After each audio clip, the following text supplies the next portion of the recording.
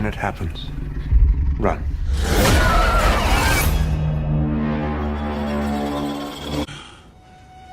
Perhaps I treated you too harshly. The Exorcism is a brand new horror film directed by Joshua John Miller. It stars Russell Crowe as an out-of-work actor who's gone through a lot in his life. He's recently lost his wife to a battle with cancer. He went through a bad bout of alcoholism, but he's back. He's trying to make a name for himself. And in this movie, he gets cast as a priest in an exorcism film. But the reason he needed to be cast in that movie was because the original actor died on set. You see as the viewer that something mysterious and maybe even demonic happened to that actor, but he has no idea why. He's just happy to be cast in that role. So he becomes the priest for this exorcism movie that's being filmed, and when he gets on set, crazy haunted movie set things start to happen until eventually he himself becomes possessed by the demon. Now that is the best synopsis that I can give you for this movie. I'll tell you what, that setup sounds great. I'll be honest with you. If that was what they really gave you in this movie, it would be awesome, but that's all the trailers give you.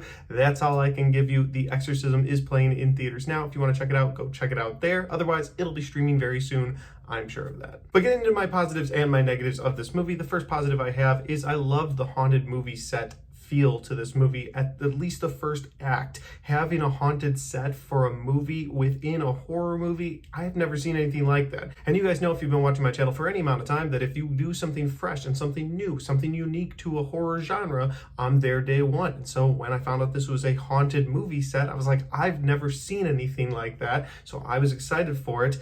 And they do give you that in the first act of this film. So I want to give praise where praise is due. The haunted set worked for me. When lights would fall from the ceiling, I mean, there's been experiences on set of other exorcism movies in real life that have happened where people say the things, crazy things happened around set, flickering lights or things that fell, people got injured, and they even reference that in this movie. So you're actually getting to watch a movie about that. And again, for the first act, that really worked for me. And I really wish they had just done more with the haunted movie set in this film, because that first act setup really had me going. I was really excited for where they were going to take this.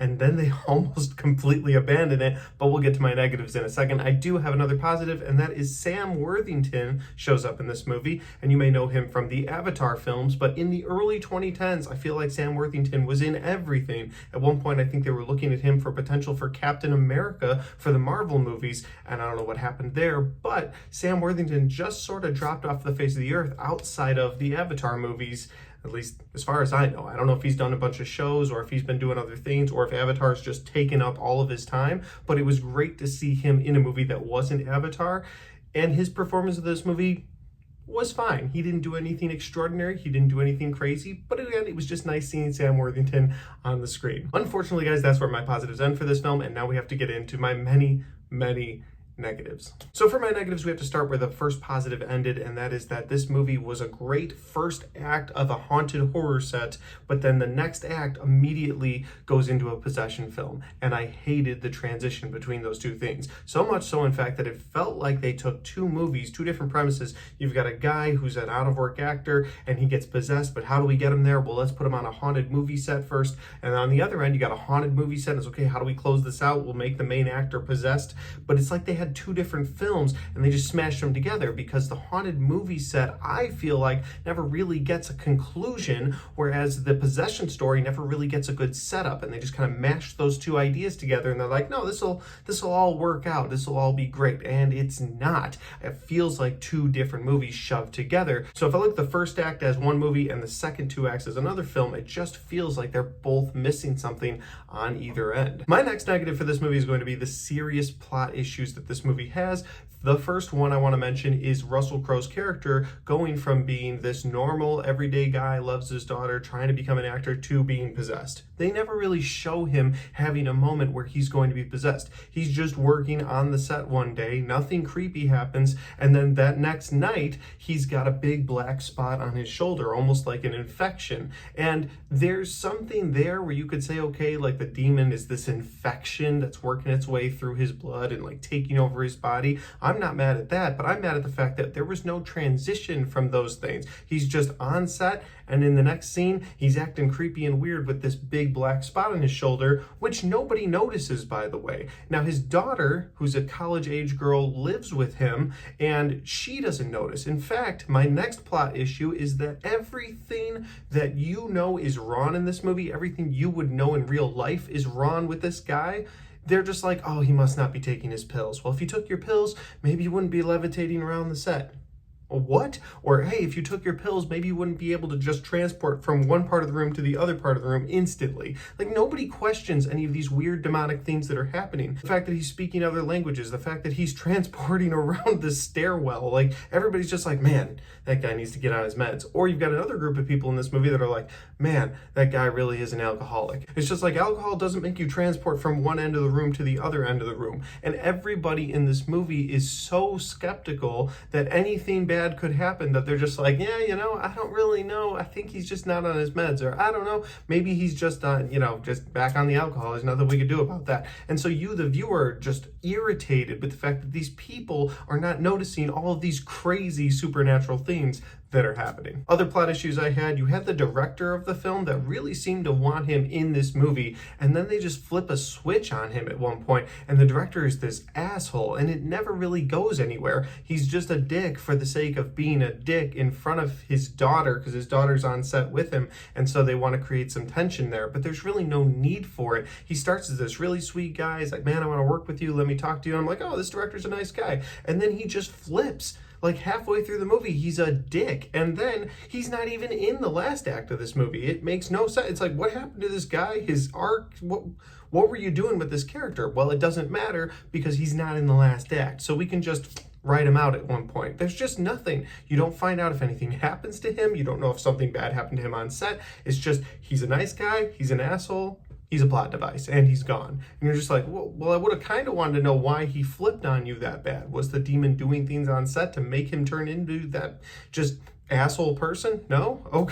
Okay. And then my last messy plot detail that irritated me in this movie was the priest. There's a priest, an actual priest that they bring on set to be an advisor for all things being a priest.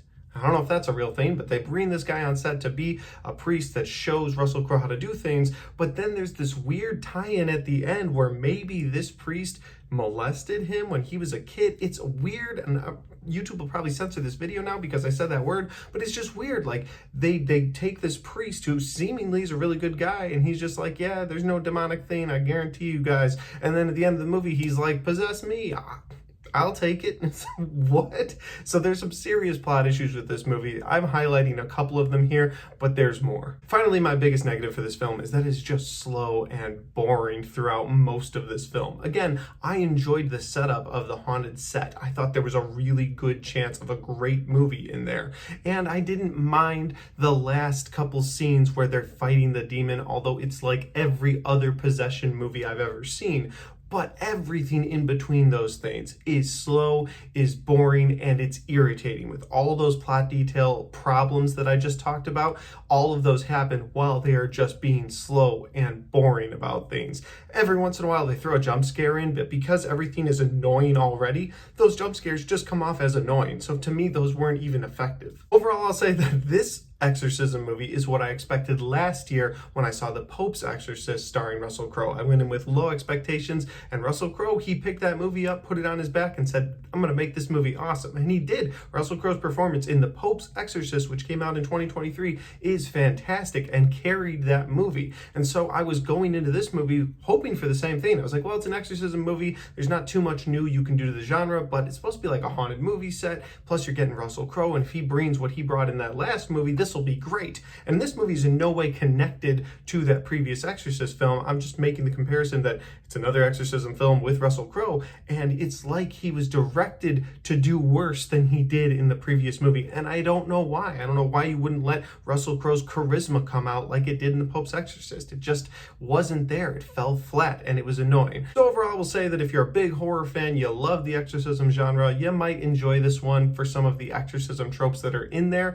but I don't think there's there's much there. I don't recommend you check this out in a theater. I don't even recommend you check this out on streaming. This is one of the worst horror movies I've seen so far this year, and I think I've seen 17 to date. I'll have to check my list, but you get the idea. But those are just my opinions because that's my review for The Exorcism. Guys, have you had a chance to check this out yet? If you have, let me know in the comment section down below. Hey, what works for me may not work for you and vice versa. So maybe you saw this and you absolutely loved it and you've got your reasons. Throw those down below, but I have a feeling more people are going to dislike this than actually like this movie. But who knows? I could be wrong. With that said, if you like this video and you want to check out more of the content on my channel, don't forget to hit that like button because it helps the video, it helps the channel, and it helps me right here. Thanks for watching. I'll see you next time.